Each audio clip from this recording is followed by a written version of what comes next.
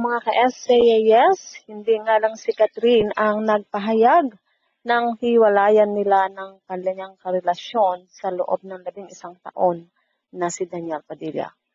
Nagbigay na rin ng mensahe itong si Daniel at ito ay nakapost na rin sa kanyang Instagram account. Ang mensahe ni Daniel Padilla hinggil sa paghihiwalay nila ng kanyang girlfriend na si Catherine Bernardo. 11 years, K&D, pag-ibig.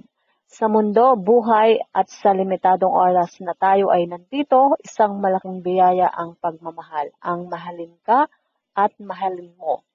Ang mga alaala natin ay lagi kong baon sa aking puso at magiging liwanag sa mga madidilim kong araw. Thank you for dancing with me during my highs and thank you for singing me during my lows. Our lives may drift away, but our love will still ride that tide. Yan nga ang mensahe ni Daniel at kasunod nito ay nagbigay din siya ng mensahe sa kanilang mga fans, ang Katniels. Nagpasalamat si Daniel sa pagmamahal ng Katniels sa kanilang dalawa ni Catherine. Maraming salamat sa pagmamahal nyo. Maraming salamat sa napakagandang pinagsamahan natin. Hindi namin ipagpapalit at hindi makukumpara kahit ano pang gawin nila. Hindi nila pwedeng sirain yon. This is beyond show business. Pamilya kayo at mga kaibigan. Magiging mahirap pero kailangan nating yakapin ang kinabukasan. I pray for us to grow and heal. At sa huli, ang mensahe niya kay Catherine na ngayon ay kanya ng ex, Bal, ang pagmamahal ko sa iyo ay walang hanggan at walang katapusan. At narito nga ay pinost niya ang larawan ni Catherine na kasama ang kanilang pet.